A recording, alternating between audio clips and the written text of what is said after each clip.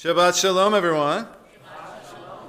We had a very good friend of ours visiting last week, and while he was staying at our house, he mentioned something, and I found it inexcusable. We were talking about good movies, and he said, "I've never seen The Lord of the Rings."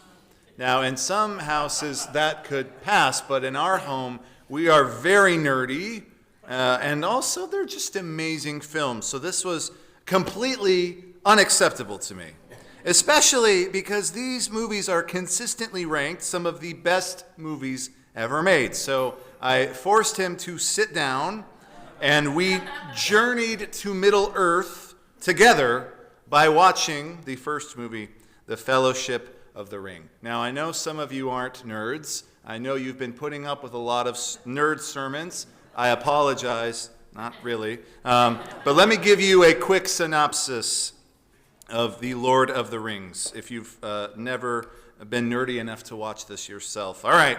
In The Lord of the Rings, the world is ending because the Dark Lord Sauron has returned. And the only way to save it is for Frodo Baggins, the Hobbit, to make the long and treacherous journey to Mount Doom, to cast the Ring of Power into the volcano where it was forged. Spoiler alert, it takes 3 films to do this. Each of these movies are over 3 hours long. A long Hobbit journey. So we're watching this movie, and my friend is obviously bored. He's looking at his phone. He's not into it. Okay. There's a part in this film where Gandalf the Wizard is rescued from a tower by giant eagles. They pick him up and fly him to safety. It's at this point my friend leaned over and shattered my nerdy existence. He said, "Jonathan, why don't the eagles just pick up the Hobbit and fly him to Mount Doom and have him throw the ring in?" And I said, well, I hadn't thought of that. Certainly, that would have been a good idea. They could just pick him up. He could take a red-eye flight to the volcano, drop the ring in. The movie would be over in about 16 minutes. You ever notice how stories do that? Prolong the plot unnecessarily? I was rewatching The Wizard of Oz with my kids, and at the very end of the film, they tell Dorothy, "Hey, actually, you didn't need to make this long trip down the yellow brick road. All you needed to do was click your heels and say, 'There's no place like home.'" At which point, my 9-year-old leaned over to me and said, "Dad, why didn't Glinda just tell her that at the beginning of the movie?" Stories, films, they do this. There's always a big fight scene at the end, after usually about 10 minutes of the hero just getting pummeled. And that's when the hero decides to break out the goods and defeat the villain.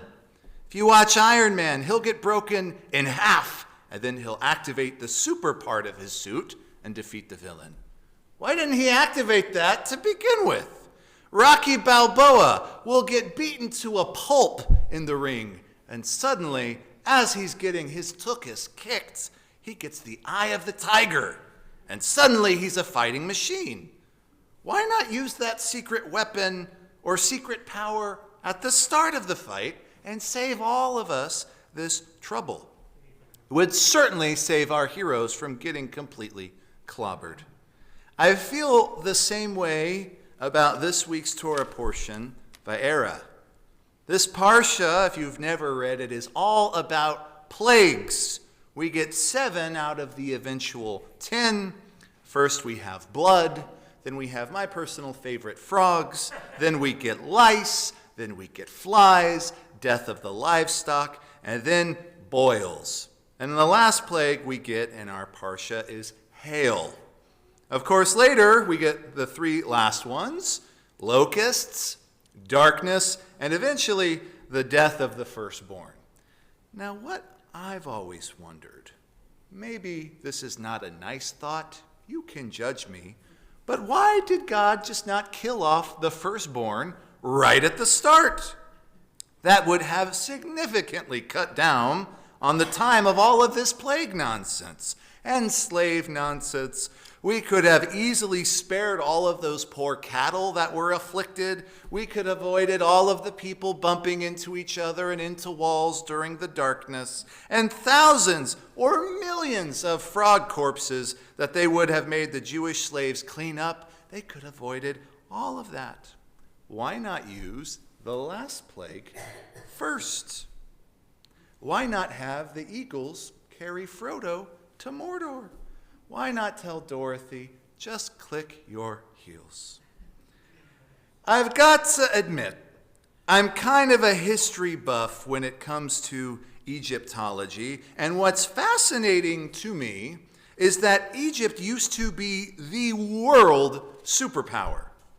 I think we kind of forget just how amazing the Egyptian Empire was in the ancient world, and the Egyptian Empire was pretty awesome until relatively recently. I mean, take this fact, for example. The Egyptian Empire spanned for so long that Cleopatra lived closer to the invention of the iPhone than she did to the construction of the Great Pyramids of Giza. We think about the Jews building the pyramids. By the time the Jews got into Egypt, the pyramids had been around for hundreds of years. Egypt has been around a long, long time. And of course, Egypt has had many pharaohs, queens, kings, rulers. But the one thing that they all had in common is every one of those kings wanted to outdo their predecessor, both in life and in death. So these rulers told their subjects that they were in fact not only royalty, but they were in fact actually gods, so that everything they did or said had a supernatural effect to it.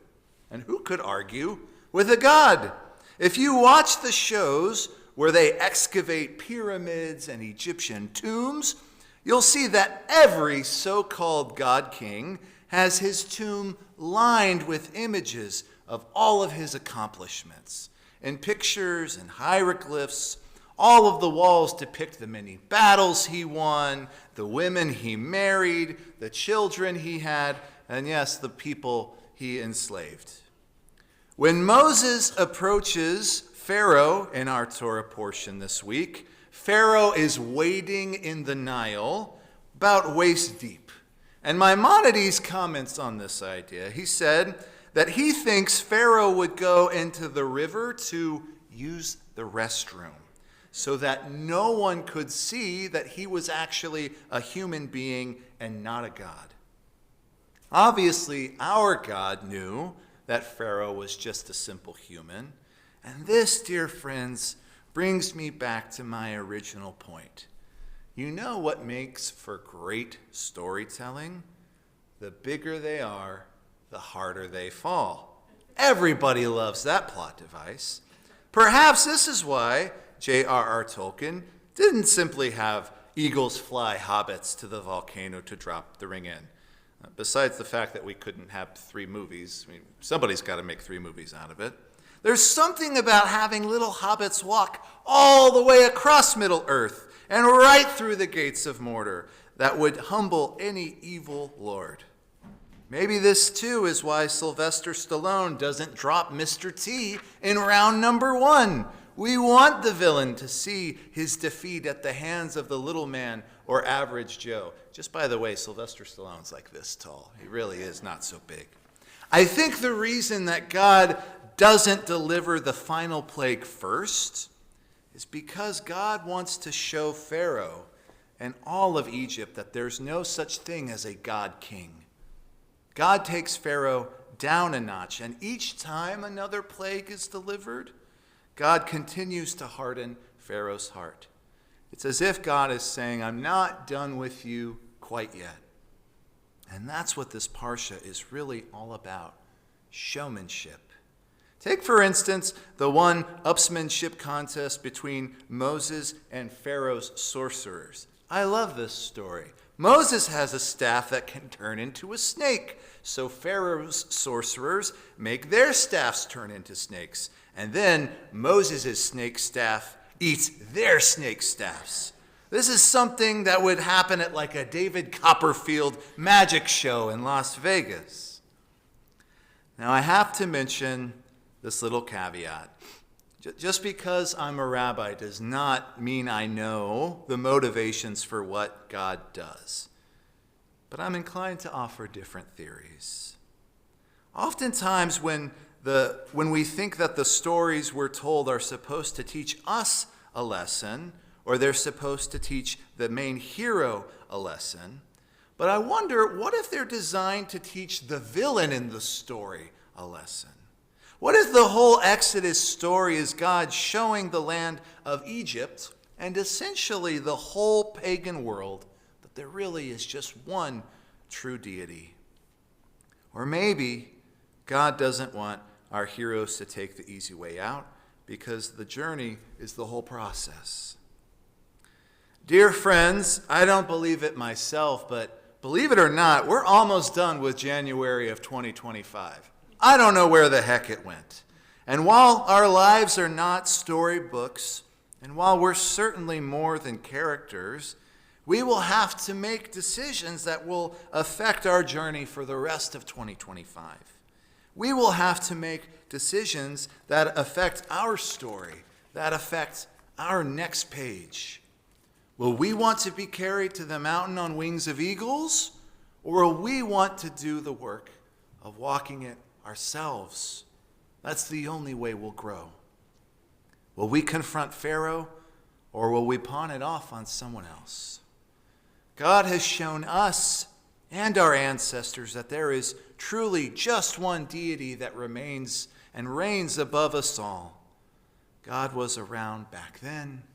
God will be around in 2025.